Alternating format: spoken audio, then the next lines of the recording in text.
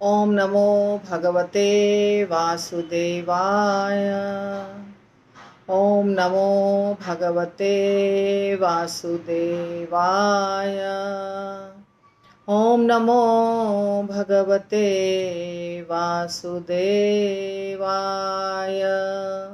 नारायणं नमस्कृत्य नरं चैव नरोत्तमं देवीं सरस्वतीं व्यासं ततो जयमुदीरयेत्। नष्टप्रायेषु भद्रेषु नित्यं भागवत सेवया भगवतीरुत्तमश्लोके भक्तिर्भवति नैष्ठिकी। कृष्णाय वासुदेवाय देवकी नंदनाय च नंदगोपकुमाराय गोविन्दाय नमो नमः। ॐ अज्ञानतिमिरान्धस्य ज्ञानाञ्जनशलाकया चक्षुरोन्मिलितं येन तस्मै श्रीगुरुवे नमः। श्रीचैतन्यमनोभीष्टं स्थापितं येन भूतले स्वयं रूपः कदा मह्यं ददाति स्वपदान्तिकं। वन्देऽहं श्रीगुरो श्रीयुतापदकमलं श्रीगुरून् वैष्णवांश्च श्रीरूपं सागरजातं सहगण रघुनाथान्वितं तं सजीवं साद्वैतं सावधूतं परिजनसहितं कृष्णचैतन्यदेवं श्रीराधा कृष्णपादान् सहगण ललिता श्रीविशाखान्विताश्च नमः विष्णुपादाय कृष्णप्रेष्ठाय भूतले श्रीमते भक्तिवेदान्त स्वामिनिति नामिने। प्रभुपाद नमो विष्णुपादाय कृष्णपृष्ठाय भूतले श्रीमते भक्ति वेदांत स्वामिनिति नामिने। नमस्ते सारस्वती देवे गौरवाणी प्रचारिणे निर्विशेष शून्यवादी पाश्चात्य देश तारिणे। जय श्री कृष्ण चैतन्य प्रभु नित्यानंद श्री अद्वैत गदाधर शिवासादि गौर भक्त वृंद। हरे कृष्ण कृष्ण कृष्ण हरे हरे, हरे राम राम राम हरे हरे। जय श्री राधा वृंदावन चंद्र भगवान की जय, राधा कुंज बिहारी भगवान की जय, गौरनिताय भगवान की जय, जगन्नाथ बलदेव सुभद्रा सुदर्शन भगवान की जय, बालाजी भगवान की जय, समस्त आचार्य वृंद की जय, समस्त गौड़ीय भक्त वृंद की जय, समस्त वैष्णवों की जय। तो हमारा आज का श्लोक है 1.9.34 श्रीमद् भागवतम का, यानी पहला स्कंद 9वां अध्याय 34वां नंबर श्लोक। इस श्लोक को हमने कल भी किया है, परंतु कल हमने श्रील प्रभुपाद के परपोर्ट को नहीं किया था, ऐसे ही किया था, मतलब ऊपर से समझाया था। तो आज हम लोग श्रील प्रभुपाद जो बोल रहे हैं वो देखेंगे। युधि तुरग रजह विधूम्र विश्वक कच लुलित श्रमवारि अलंकृतास्ये मम निशित शरह विभिद्यमान त्वचि विलसत कवचे अस्तु कृष्ण आत्मा। सिर्फ शब्दों को बोल दिया है। तो यहाँ पे सिर्फ यही कह रहे हैं, भीष्म पितामह प्रार्थना कर रहे हैं भगवान से। सुत गोस्वामी वर्णन कर रहे हैं, पर भीष्म पितामह की बात को कह रहे हैं सुत गोस्वामी कि भगवान कृष्ण जब खड़े हैं, भगवान कृष्ण भीष्म पितामह के सामने खड़े हैं और भीष्म पितामह शरीर त्याग रहे हैं, तो भीष्म पितामह पूरे एकाग्र चित्त से भगवान का दर्शन कर रहे हैं, एकाग्र चित्त से पूरा मन लगा के। परंतु उस रूप को जो वहां सामने खड़े हैं, उस रूप का वर्णन नहीं कर रहे हैं, वो उस रूप का वर्णन कर रहे हैं जो उन्होंने देखा था युद्ध भूमि में। सेम कृष्ण, वही कृष्ण है, पर उस समय जो दर्शन हुआ था भीष्म पितामह को, जब कृष्ण अर्जुन के रथ को हाँक रहे थे, सारथी के रूप में बैठे हुए थे, और भगवान को बहुत सारा तीर लगा था। भीष्म पितामह ने मारा था भगवान को, घायल किया था तीर से, परंतु घायल होने के बावजूद भी भगवान उनको कोई समस्या नहीं होती है। भगवान का शरीर दिव्य, इसका वर्णन भीष्म पितामह भी कर रहे हैं कि मुझे वो रूप बहुत आकर्षक लग रहा है और मेरे सामने वही रूप रहे, ऐसा ऐसा बोल रहे हैं भीष्म पितामह। वो शोभा जो है जिसमें कि भगवान कृष्ण के बाल मटमैले हो गए हैं और जो तीर चुभा हुआ है, जो घाव हो गया है, थोड़ा तीर से जो निशान लगा हुआ है, वो भी उनको सुंदर लग रहा है और साथ साथ में पसीने की बूंद टपक रही है, वो भी अच्छा लग रहा है। तो भीष्म पितामह को कुल मिलाकर जो भगवान का वो रूप था वो बहुत आकर्षक लग रहा है। चाह रहे हैं कि वही रूप मेरे नज़रों के सामने रहे जब मैं शरीर त्यागूं, ध्यान में रहे। श्रील प्रभुपाद वर्णन कर रहे हैं कि भगवान सच्चिदानंद स्वरूप है, ठीक है ना। भगवान स्वयं भी कहते हैं जन्म कर्म च में दिव्यम। हमारा जो शरीर है वो तो 5 महाभूत से मिलके बना है, पृथ्वी जल अग्नि वायु आकाश, हाँ, इत्यादि से। तो ये एक पदार्थ है, एक मैटर है। मैटर यानी जो जिसमें जड़ तत्व है। ये हमारा शरीर जड़ है, जड़ चीज़ों से मिलके बना है, उसमें जान नहीं है, चेतना नहीं है। मिट्टी, हवा, पानी, अग्नि, आकाश, ये सब जड़ पदार्थ है। तो इन जड़ पदार्थों से मिलके हमारा शरीर बना है, परंतु भगवान का शरीर सच्चिदानंद है, सत चित आनंद। सत यानी इटर्नल, नित्य है। ऐसा नहीं है कि आज निर्मित हुआ है, आज निर्माण हुआ है, कल समाप्त हो जाएगा, फिर से निर्माण होगा। ऐसा शरीर भगवान का नहीं है। सत्य है, चित्त है, पूर्ण ज्ञानमय है, आनंदमय है। सत्य चित्त आनंद, सच्चिदानंद, सच्चिदानंद विग्रह। ब्रह्मा जी भी कहते हैं ना भगवान के बारे में, ईश्वरः परमः कृष्णः सच्चिदानंद विग्रह। परम कृष्ण भगवान, ईश्वर बहुत सारे हैं, ईश्वर बहुत सारे हैं, परंतु परम ईश्वर भगवान कृष्ण है और वो सच्चिदानंद है। तो सच्चिदानंद का मतलब क्या होता है? सच्चिदानंद का मतलब होता है मिट्टी से बना हुआ शरीर नहीं है उनका। मिट्टी, हवा, पानी इत्यादि चीज़ों से बना हुआ नहीं है उनका शरीर। हम पढ़ाते हैं आपको दीक्षा के समय अचिंत्य भेदा भेद तत्व, जिसमें क्या बताते हैं? जो चैतन्य महाप्रभु का संदेश है, सिद्धांत है कि भगवान और हमारा दोनों का शरीर और आत्मा जो है वो अलग अलग है। कैसे? एक समान क्या है और अलग क्या है? हमारा शरीर भौतिक तत्वों से मिलके बना है और भगवान का शरीर सच्चिदानंद है। हमारे अंदर सच्चिदानंद क्या है? आत्मा। हमारा पूरा शरीर सच्चिदानंद नहीं है, पर इस शरीर में जो आत्मा है वो सच्चिदानंद है। शरीर तो जड़ है, आत्मा सच्चिदानंद है, पर वो बहुत छोटा है। जैसे कि भगवान अभी 5 फीट के, 6 फीट के हमारे सामने खड़े हो जाए। अर्जुन भी समान उम्र का था और भगवान और अर्जुन दोनों साथ में खेले कूदे थे, खाए पिए थे, सोए थे एक ही बिस्तर पर। तो भगवान भी देखने में उतने ही बड़े दिख रहे थे, लंबाई चौड़ाई अर्जुन के जैसी ही, उम्र भी अर्जुन के जैसी ही, और हाथ पैर भी वैसे ही, जैसे 2 हाथ पैर अर्जुन को है, 2 हाथ 2 पैर 2 आंखें, वैसे ही कृष्ण का भी।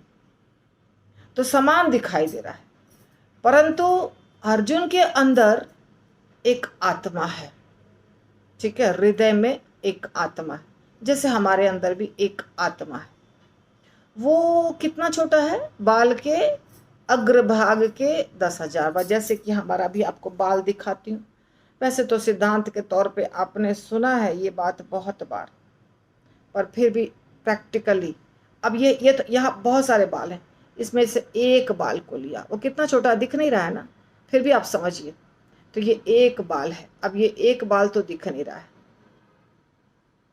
यहाँ पे माइक्रोस्कोप से दिखेगा। तो हमने एक बाल को पकड़ा, भले आपको नहीं दिख रहा है पर अंदाज तो लगा सकते हैं। तो एक बाल का जो ये पॉइंट है, लास्ट पॉइंट, टिप जिसको कहते हैं टिप, जैसे ही समझिए ये बाल है, ये पेन बाल है, तो इसका ये टिप है ना, वैसे बाल का जो टिप है उसको 10,000 भाग में बांट दीजिए, क्या होगा? वो साइज है आत्मा का, हमारे भी आत्मा का, अर्जुन के भी आत्मा का, एक अमीबा के भी आत्मा का, एक बैक्टीरिया के भी आत्मा का, हाथी के भी आत्मा का, सांप के भी आत्मा का, और देवताओं के भी आत्मा का सेम साइज है। वो जो साइज है इतना छोटा सा, जो आपको समझ में आया होगा कितना छोटा है, वो सच्चिदानंद है। परंतु पूरा जो 6 फीट का शरीर दिखाई दे रहा है, अर्जुन के समय बहुत और ऊंचाई ज़्यादा थी, समझिए 7 फीट का अर्जुन है। तो अर्जुन का जो 7 फीट का बॉडी दिखाई दे रहा है, 7 फीट ऊंचा, 100 किलो, अभी के ज़माने में आप पकड़ लीजिए तो समझिए 6 फीट ऊंचा, 5.5 फीट ऊंचा, 70-80 किलो का वज़न, ये है मिट्टी का बना हुआ, मिट्टी हवा पानी का बना हुआ, ठीक है। मिट्टी हवा पानी अग्नि वायु आकाश, अब हवा या वायु 5 चीज़ों से ये 6-7 फीट ऊंचाई वाली जो शरीर है वो इन चीज़ों से मिलके बना हुआ है। पर उसी शरीर में जो वो बाल का 10,000वां भाग का हिस्सा जो हृदय में रहता है, आत्मा जिसको कहते हैं, वो सच्चिदानंद है। अब भगवान भी अर्जुन के बगल में बैठे हैं, खेल कूद रहे हैं साथ में, परंतु भगवान का जो सेम हाइट, अगर अर्जुन 7 फीट है तो भगवान भी 7 फीट के हैं, तो वो जो 7 फीट का हाइट है भगवान का, वो संपूर्ण शरीर भगवान का सच्चिदानंद है। फर्क समझ में आ रहा है? हमारे शरीर के अंदर एक आत्मा सच्चिदानंद है, जो बाल के अगले भाग के 10,000वां भाग उसका साइज है, वो सच्चिदानंद है। परंतु भगवान का पूरा 6-7 फीट लंबाई का जो शरीर है, पूरा शरीर सच्चिदानंद है, पूरा शरीर। अंतर समझिए, भगवान का पूरा शरीर सच्चिदानंद है, यानी कि भगवान के शरीर में और भगवान के आत्मा में कोई अंतर नहीं है, परंतु हमारे शरीर और हमारे आत्मा में अंतर है। हमारा शरीर मिट्टी का बना है और आत्मा वही चीज से बना है जिस चीज से भगवान का पूरा शरीर बना है, ठीक है। अभी अंतर समझ में आ गया आपको?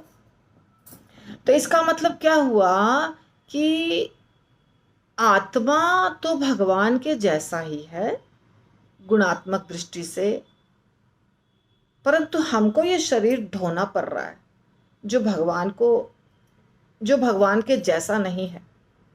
तो गुण के दृष्टि से तो आत्मा सेम है, शरीर सेम नहीं है, आत्मा सेम है भगवान के जैसा, लेकिन मात्रा के दृष्टि से आत्मा बहुत छोटा है, भगवान बहुत बड़े हैं। तो अभी आप सोचेंगे, अरे भगवान कृष्ण खड़े थे अर्जुन के साथ, 6 फीट लंबाई अर्जुन की भी, 6 फीट लंबाई कृष्ण की भी, या 7 फीट लंबाई अर्जुन की भी, 7 फीट लंबाई कृष्ण की भी, तो वो पूरा का पूरा शरीर सच्चिदानंद था। यानी कि भगवान के पास 7 फीट लंबाई वाला शरीर है जो सच्चिदानंद है ना? ऐसी भी बात नहीं है, जब भगवान मछली बने थे सत्यव्रत मुनि की लीला में 11वें स्कंध में, तो भगवान मछली बने थे। तो पहले वो जब सत्यव्रत मुनि जल उठा के तर्पण कर रहे थे, तर्पण करता है ना व्यक्ति, तो मछली उनके हाथ में आ गई, ठीक है।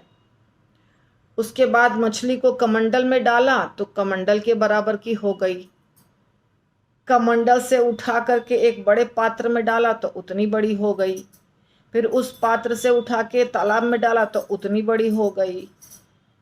तब वो सत्यव्रत मुनि को लगा कि अरे क्या बात है, ये मछली को जहाँ डालता हूँ उतना बड़ी हो जाती है मछली। इसके बाद सत्यव्रत मुनि पूछे कि आप हैं कौन? तो मछली ने बताया, मैं तो भगवान हूँ और ऐसे ऐसे पूरा प्रलय होने वाला है और एक नाव आएगा, नाव में सारा बीज रखना और मुझे उससे बांध देना, और अभी मुझे तुम समुद्र में डाल दो और समुद्र में मैं उस समय प्रकट हो जाऊंगी और तुम मुझे बांध देना। सब नष्ट हो जाएगा लेकिन उस नाव में जितनी चीज़ है उतनी चीज़ सिर्फ बच जाएगी। इस लीला से क्या समझते हैं कि भगवान इतने बड़े भी हो सकते हैं, इतने बड़े भी हो सकते हैं, इतने बड़े भी हो सकते हैं। जितना बड़ा होने की इच्छा है उतना बड़े हो सकते हैं, और मछली भी बन सकते हैं, कच्छप भी बन सकते हैं, हाँ, और आधा मनुष्य आधा शेर भी बन सकते हैं, वराह शुकर भी बन सकते हैं, भगवान कुछ भी बन सकते हैं। अर्थात भगवान के शरीर का कोई साइज लिमिट नहीं है कि इतना बड़ा भगवान को बनना है, इतना बड़ा भगवान का शरीर है, नहीं, वो उनके इच्छा के अनुसार उसका साइज बड़ा या छोटा हो सकता है, वो उनकी मर्जी। परंतु पूर्ण शरीर उनका, उनके शरीर में पूर्ण शरीर ऊपर से लेकर नीचे तक सच्चिदानंद होता है। उसमें थोड़ा भी मिट्टी नहीं रहता है, पानी नहीं रहता है, हवा नहीं रहती है, ये 5 चीजें जिनसे हमारा शरीर बना है वो नहीं रहता है। ये हो गया सच्चिदानंद का मतलब। पता नहीं आप लोगों में से कितने भक्तों को ये पता होगा, लेकिन अगर नहीं पता था तो ये जानना बहुत आवश्यक है कि भगवान का सच्चिदानंद शरीर कैसा होता है। और दूसरी बात ये कि हम कहते हैं गुणात्मक दृष्टिकोण से हम सेम है, तो क्या चीज़ सेम है? सेम यही है, हमारी आत्मा और भगवान का संपूर्ण शरीर। तो भगवान की आत्मा और शरीर में कोई अंतर नहीं है, अलग अलग से कुछ नहीं होता है कि आत्मा अलग शरीर अलग। अब दूसरी बात यहाँ जो बता रहे हैं श्रील प्रभुपाद कि भगवान अपने भक्तों के साथ प्रेम करते हैं। और प्रेम कैसे होता है? जब प्रेम होता है किसी के साथ तो हम उसके साथ उठते हैं, बैठते हैं, खाते हैं, पीते हैं। कहते हैं, आजकल कहा जाता है, आजकल की भाषा में, we spend quality time with friends. हम लोग क्वालिटी टाइम बिताते हैं, मतलब कुछ अच्छा करते हैं। जिसके साथ प्रेम करते हैं उसके साथ बहुत अच्छा करते हैं। हालांकि अच्छा क्या होता है, आजकल तो झगड़ा झंझट होता है, परंतु भगवान और भगवान के भक्त के बीच में भी ऐसे ही कुछ आदान प्रदान होता है। बात विचार का आदान प्रदान या किसी भी प्रकार का आदान प्रदान हो सकता है। जैसे खेल कूद कर सकते हैं भगवान, लीला कर सकते हैं, किसी अलग प्रकार की लीला कर सकते हैं, हंस सकते हैं, बोल सकते हैं, गा सकते हैं, नाच सकते हैं। ये 64 कला है भगवान में, कोई भी कला में वो कुछ भी कर सकते हैं, उनकी मर्जी। और उस कला में जो निपुण है उस भक्त के साथ मिलके कर सकते हैं।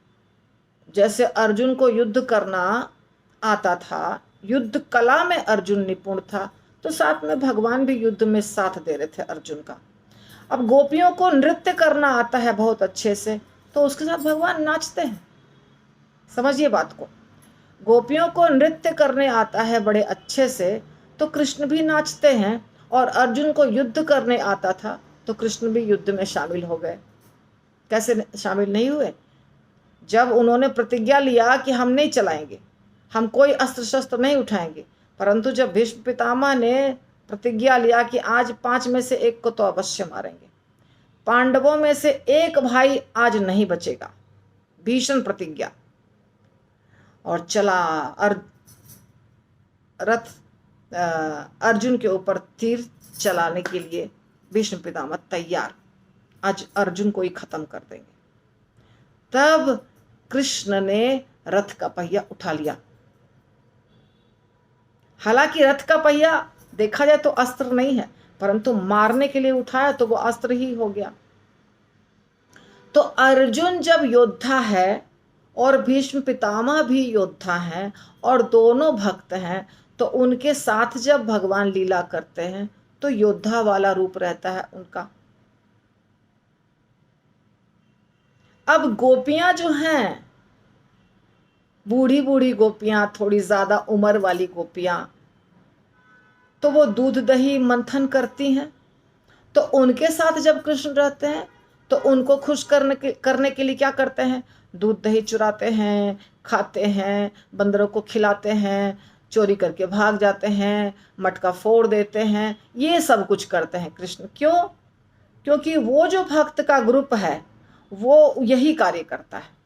यशोदा मैया और उनकी जितनी सहेलियां हैं उनका तो यही कार्य है, सुबह उठो, झाड़ू लगाओ, पोछा लगाओ, लीपो, लिपाई होती थी पहले के ज़माने में, तो मिट्टी से लीपो, गोबर से लीपो घर को, सज श्रृंगार कर लो, खूब अच्छा गहना जेवर पहन लो, किसी के घर में फेस्टिवल है तो गहना जेवर पहन लो बहुत सारा, नहीं है तो कुछ फूलों का भी श्रृंगार कर लो, और फिर बहुत सारी गैया है, बहुत सारे बछड़े हैं, उनका दूध भी निकालना है, फिर दूधों को उबालना है, फिर दूधों को उबाल के उनका दही बनाना है, फिर उसको मथ करके उसका मक्खन निकालना है। तो भगवान की तो प्रिय है ना वो सारी गोपियाँ, सारी गोपियाँ भगवान से बहुत प्यार करती हैं और भगवान भी उन गोपियों से प्यार करते हैं। तो उनके साथ क्या लीला कर सकते हैं बताइए? तो उनके साथ नाच तो सकते नहीं हैं, तो उनके साथ क्या करेंगे, कैसे मज़ा आएगा उनको? तो या तो उनका मक्खन चोरी करेंगे, या तो उनका मटका तोड़ेंगे, या तो उनके बछड़े को छेड़ेंगे, बछड़े को कुछ ऐसा कर देंगे कि बछड़ा नाचना शुरू करें। उनके छोटे बच्चे को भी छेड़ते थे, छोटा बच्चा चिकोटी काट दिया, बच्चा रो रहा है, पे पे पे पे, भगवान को मज़ा आ रहा है। हाँ, और फिर बछड़े और गैया मिट्टी धूल सब में है, तो वहाँ पे किसी बछड़े के पूंछ से किसी को बांध दिया, वो घसीट रहा है, वहाँ पे उनको खिलखिला के हंस रहे हैं। तो वहाँ पे कृष्ण ऐसी लीला करते हैं, वो भक्त का जो ग्रुप है वहाँ पे ऐसी लीला करते हैं। तो वो एक कैटेगरी है भक्तों का। अब जो थोड़े बड़े भक्त हैं और कृष्ण के उम्र के भक्त हैं, बच्चे हैं, थोड़े बड़े मतलब बहुत छोटे नहीं, थोड़े बड़े हो गए, कृष्ण के बराबर के उम्र के जितने बच्चे हैं नंदग्राम में या जहाँ भी भगवान गोकुल में रहते थे, तो उनके उम्र के बच्चे जितने उनके उम्र के हैं वो सब बछड़े शुरू में बछड़े चराते थे शुरू में, क्योंकि वो छोटे थे तो उनको गैया नहीं मिलती थी। बड़े हो गए तो बोले नंद बाबा को कि मुझे अभी तो गैया दे दीजिए चराने के लिए, क्योंकि अब मैं बड़ा हो गया हूँ। तो बाद में गैया चराने लग गए। तो उनके साथ क्या करेंगे बताइए? वो बच्चे क्या करेंगे?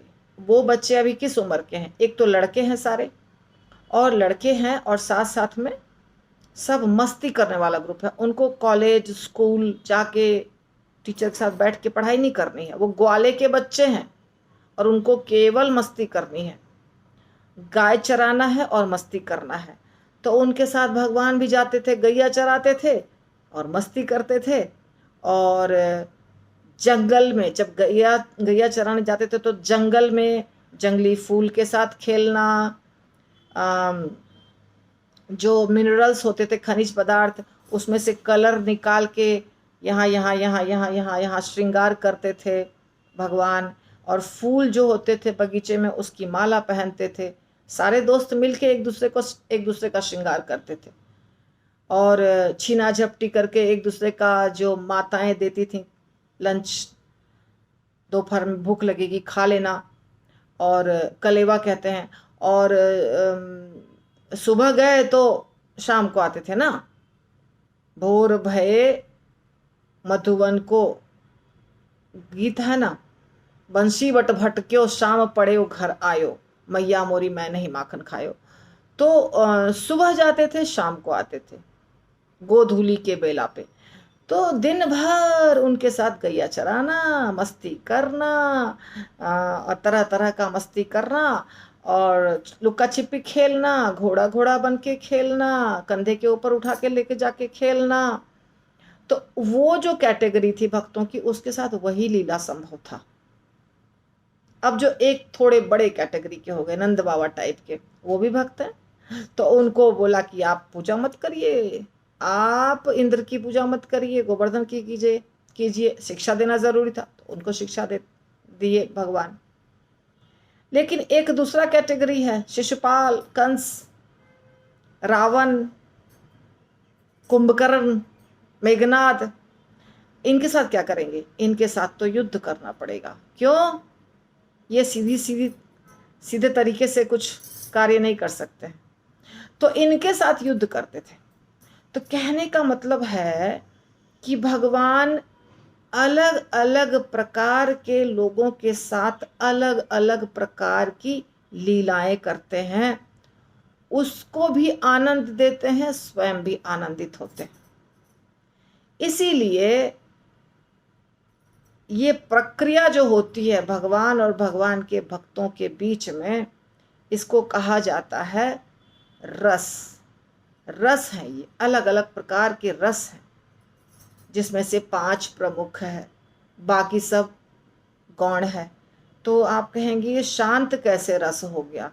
क्यों नहीं शांत हो गया? अगर भगवान जंगल में हैं, खेल रहे हैं, तो जंगल में हिरण भी खेल रहा है भगवान के साथ, मोर भी खेल रहा है भगवान के साथ, परंतु साथ साथ में फूलों को भी वो छू रहे हैं, पत्तों को भी छू रहे हैं, पेड़ों के भी चारों तरफ घूम रहे हैं।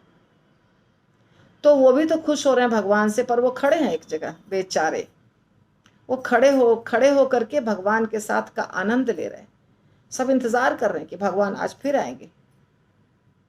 ऐसा मत समझिए कि उनमें जान नहीं है। जब भगवान जन्म लिए तो उस समय बिना मौसम के सारे फूल खिल गए, सारे पेड़ों में फल आ गए। वो सीजन नहीं था। अभी जैसे आजकल तो जबरदस्ती बहुत तरह का इंजेक्शन और पता नहीं क्या क्या दे दे करके आर्टिफिशियली 12 महीने फूल गोभी, 12 महीने टमाटर, 12 महीने अमरूद, 12 महीने केले। ऐसा नहीं होता था पहले। ऐसा सीजन में होता था। जब जिस फल का सीजन है वो उगेगा, जब जिस फूल का सीजन है वो उगेगा, जब जिस सब्जी का सीजन है वो उगेगा। पर जब कृष्ण जन्म लिए तो सब बिना सीजन के उग गए। क्यों? क्योंकि बहुत प्रसन्न है अंदर से।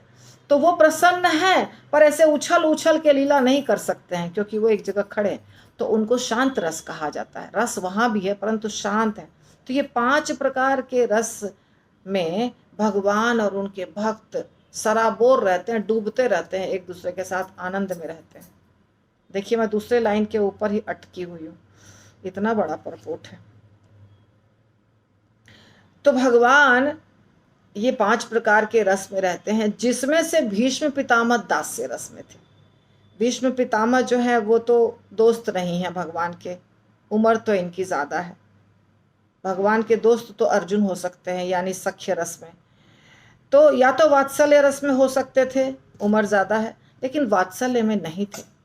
भीष्म पितामह वात्सल्य रस में नहीं थे, दास्य रस में थे भीष्म पितामह। प्रभुपाद यहाँ कह रहे हैं भीष्म पितामह दास्य रस में थे, और भीष्म पितामह युद्ध भूमि में वीर्य रस में सेवा कर रहे थे। वीर्य रस तो यहाँ नहीं है 5 में। वीर्य रस जो है वो गौण रस है। गौण यानी प्रमुख रस नहीं है, प्रमुख 5 है। गौण में वीर्य आता है। तो वीर्य में युद्ध होता है।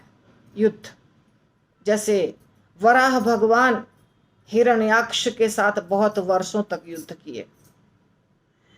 रामचंद्र जी, लक्ष्मण जी इत्यादि रावण के साथ युद्ध किए, मेघनाद के साथ युद्ध किए। रावण समूचे दुनिया में घूमता था, कोई मेरे बराबर का टक्कर का आ जाए जिसको मैं मारूं, मेरे पास बहुत ताकत है। उनके टक्कर का कोई मिलता ही नहीं था। रावण को अपने टक्कर का कोई मिलता ही नहीं था। एक जो मैं ऑडियो सुना रही हूँ उसमें आप देखे होंगे कि पिछले जन्म में रावण एक तो है ही जय विजय, परंतु दूसरे तरीके से दूसरे लीला में वो राजा प्रताप भानु थे जो रावण बन गए थे। तो जो भी दोनों सत्य है, कोई गलत नहीं है। अलग अलग कल्प में होने के कारण अलग अलग लीलाएं होती हैं। तो रावण चाह रहा था किसी से युद्ध करूं जो मेरे बराबर हो। अभी मैं एक घूसा मारूं वो मर जाए, क्या फायदा, वो तो युद्ध में मजा नहीं आएगा। मैं भी मारूं तो वो भी मारे, तो फिर मैं भी मारूं फिर वो भी मारे, ऐसा चले, कुछ लंबा समय तक चले। तो इसीलिए भगवान राम उसके साथ युद्ध किए। तो भगवान को भी अच्छा लगता है युद्ध करना। यहाँ पर भीष्म पितामह तीर चलाए हैं भगवान के ऊपर बहुत ज्यादा मात्रा में, लेकिन जब भगवान को तीर लग रहा था तो भगवान को लग रहा था क्या पता है, जैसे उनके ऊपर फूलों की वर्षा हो रही है, पुष्प वृष्टि पुष्प वर्षा के समान उनको लग रहा था। क्यों लग रहा था उनको पुष्प वर्षा के समान? क्योंकि भगवान भीष्म पितामह से बहुत प्रेम करते हैं। भीष्म पितामह उनके भक्त हैं, बहुत उत्तम कोटि के भक्त हैं, बहुत प्यार है भीष्म पितामह के हृदय में। और जिसके हृदय में प्यार होता है, जिसके हृदय में प्यार है आपके लिए, कभी कभी वो भी आपको कुछ गाली गलौज देता है, गुस्सा करता है, कुछ हरकत ऐसा करता है जो आपको लगता है गलत है, बाहरी आदमी को लगेगा कि गलत है, पर आपको तो सब कुछ मालूम है ना कि वो प्यार कितना ज्यादा मात्रा में करता है। इसीलिए जब वो क्रोध करता है तो भी आपको हंसी आती है या आप चुपचाप सुनते हैं, चलो ठीक है अभी इसका मूड खराब है, बाद में तो ये मुझे पता है ये बाद में मेरे से बहुत प्यार करता है और ये सब ठीक हो जाएगा। तो इसी प्रकार भगवान भीष्म पितामह से बहुत बहुत प्यार करते थे। तो भीष्म पितामह भी प्यार करते थे, और जब भीष्म पितामह तीर चला रहे थे तो भगवान को लग रहा था कि फूलों की वर्षा हो रही है। तो अब भीष्म पितामह को पश्चाताप हो रहा है, ऐसा प्रभुपाद करे कि अब लग रहा है कि पश्चाताप कर रहे हैं भीष्म पितामह। अब कृष्ण को जब भीष्म पितामह ने मारा, इतना सारा तीर लगाया, तो कृष्ण को कुछ होगा? नहीं होगा। क्यों? आत्मा को तो कुछ होता नहीं है। नैनम छिन्दन्ति शस्त्राणि नैनम दहति पावकः न चैनम क्लेदयन्त्यापो न शोषयति मारुतः। आत्मा को न कोई काट सकता है, न छेद कर सकता है, न जला सकता है, न सुखा सकता है। तो भगवान का तो पूरा शरीर आत्मा है, जो हमने आपको बताया पूर्ण शरीर आत्मा ही है। तो कैसे उनको चोट लगेगी, कैसे उनकी मृत्यु होगी, कैसे उनको दुखेगा? कुछ नहीं होगा। जिसका शरीर पदार्थ का बना है, मिट्टी का बना है, हम लोग का जैसा शरीर है, उसको होगा। जिसका शरीर सच्चिदानंद है उसको कैसे हो सकता है? हो ही नहीं सकता है, क्योंकि सच्चिदानंद यानी आत्मा। आत्मा को तो कोई नुकसान पहुंचा ही नहीं सकता। इसीलिए भगवान को थोड़ी भी पीड़ा नहीं होती है। भगवान को पीड़ा थोड़ी भी नहीं हुई। ओके, तो ये तो हमने आपको बता दिया बहुत सारा सब कुछ। तो जब भगवान हमारे सामने प्रकट होते हैं, विष्णु भगवान प्रकट होते हैं, तो लगते हैं कि हमारे जैसे हैं, इनके साथ भी सारा नियम होगा, इनको भी, इनकी माता भी इनको डांटती है, इनका भी विवाह होता है, इनके भी बच्चे होते हैं, तो इनको भी सारे कर्म के बंधन होंगे जैसे हमको होते हैं। पर ये सब कुछ भी नहीं होता है। भगवान सिर्फ लीला करते हैं असुरों और अविश्वासियों को मोहित करने के लिए। साफ साफ लिखा है, प्रभुपाद लिखते हैं असुरों और अविश्वासियों को मोहित करने के लिए। और असुर जो हैं वो समझते हैं कि वो भगवान को मार सकते हैं, तो वो शुरू से ही भगवान को मारने की योजना बनाते हैं। आप देखिए, कंस शुरू से ही भगवान को मारने की योजना बना रहा था। जन्म से लेके जन्म के पहले से ही भगवान को मारने की योजना बना रहा था कंस। रावण नहीं बना रहा था, क्योंकि रावण को तो भगवान तब मिले ना जब सीता माता को देखा। रावण की बहन ने, शूर्पणखा ने जाके बताया कि एक बहुत सुंदर सी पत्नी है उस लड़के की जिसको मैं प्रेम करती हूँ। शूर्पणखा भगवान को प्रेम करती थी, भगवान से प्यार हो गया था उसको। और भगवान भी इतने चालाक हैं और होशियार हैं।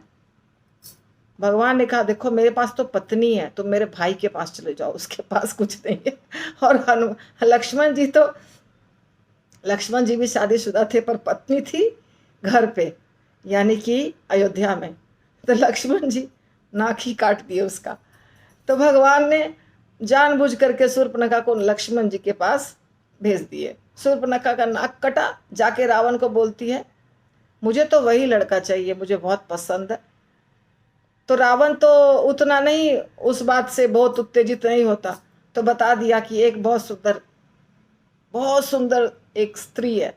रावण को स्त्रियों से आकर्षण था, बस चला गया सीता माता को ठग करके लाने के लिए। सीता माता को ठगना आसान नहीं था। तो रामचंद्र जी सुरक्षा करते, तो रामचंद्र जी को बहकाया, सोने का हिरन उसका दोस्त को बना करके बहुत कुछ लीला हुई, सब लीला आपको पता है। तो इस प्रकार रावण शुरू से नहीं रामचंद्र जी का दुश्मन बना था, लेकिन बाद में बन गया। सीता माता को ले आया, फंस गया जाल में खुद ही, अभी क्या कर सकता है, तो फिर युद्ध करना पड़ेगा।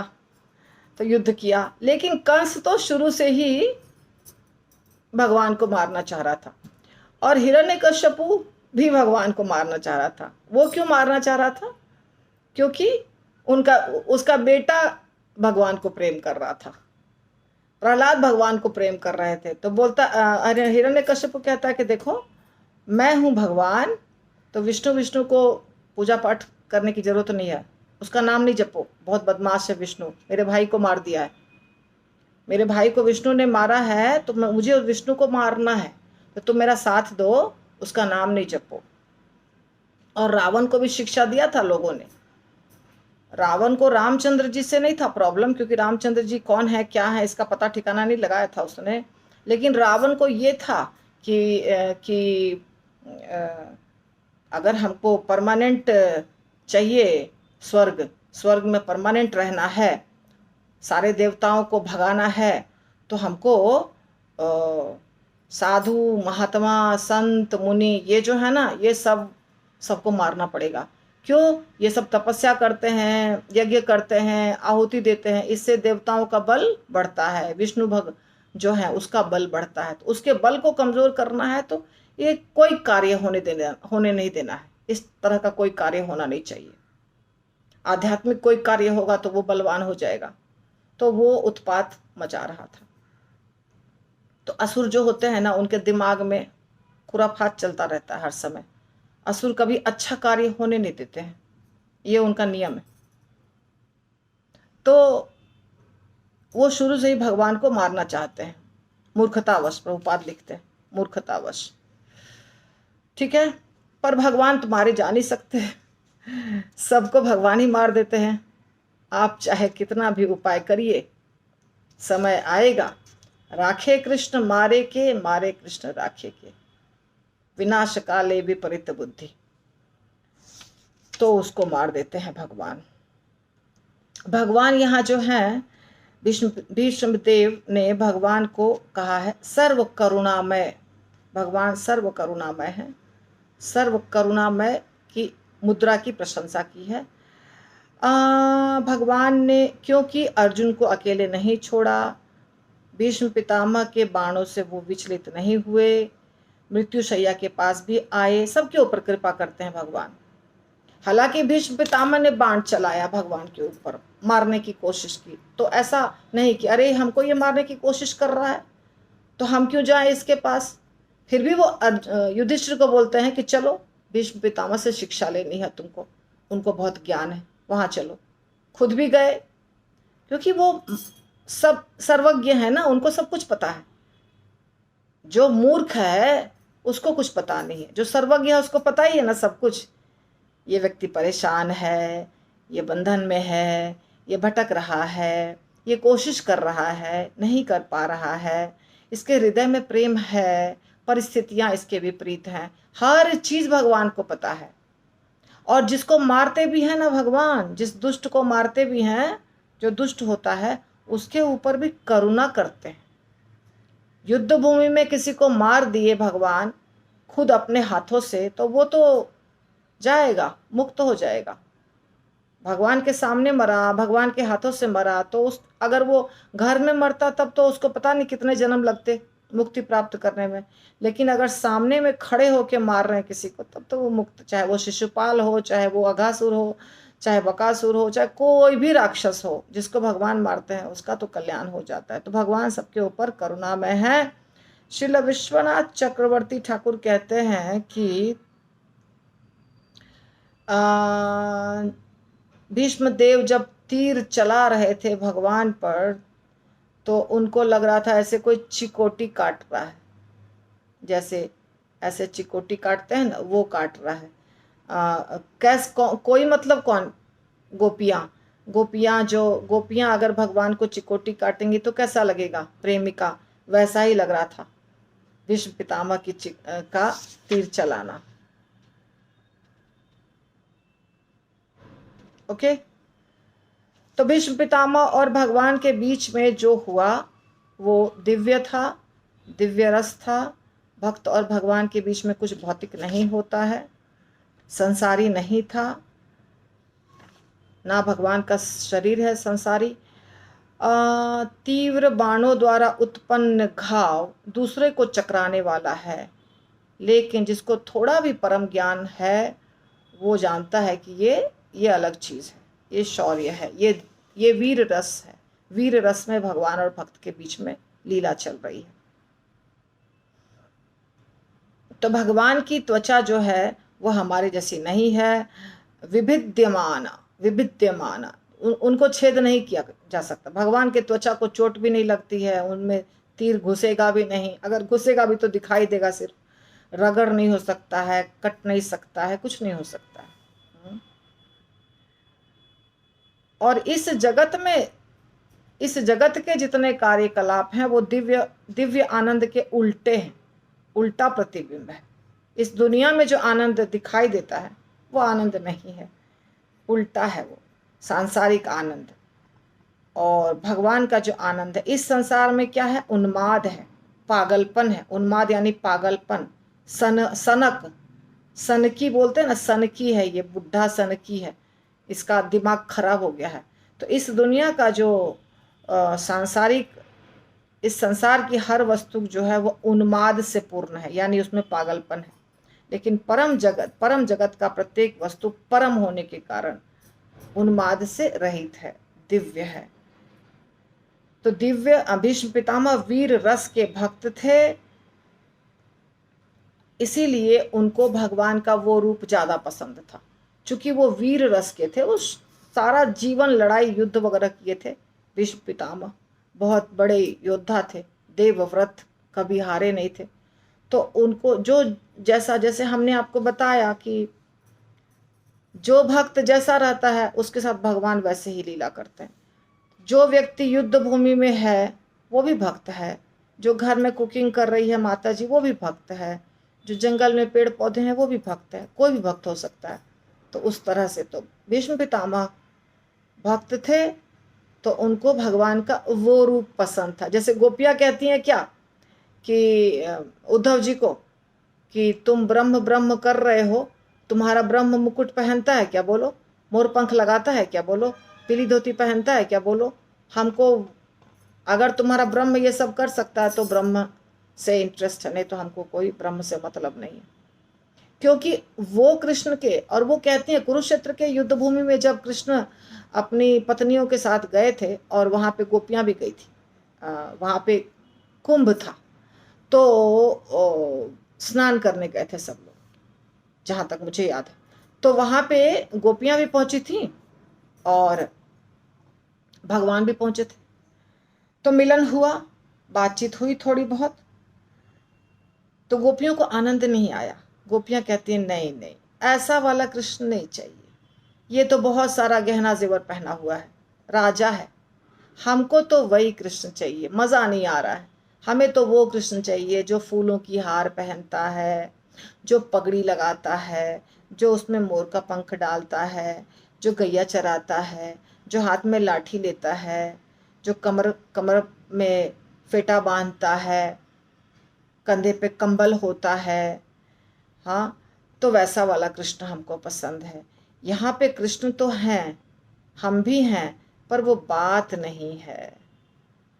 तो यही बात है, जिसको जिस रूप से प्रेम है वही पसंद है। भीष्म पितामह को युद्ध भूमि में जो कृष्ण थे वो पसंद थे, गोपियों को वृंदावन में जो कृष्ण थे वो पसंद थे, और उनकी पत्नियों को द्वारका में जो कृष्ण थे वो पसंद थे, क्योंकि वो ऐश्वर्य रस में है। तो यही बात है, यही चक्कर है, और कुछ नहीं। आज हो गया आई थिंक 18 ना, 18। तो आज का क्लास यहीं पे समाप्त। ग्रंथराज श्रीमद् भागवतम की जय, श्रील प्रभुपाद की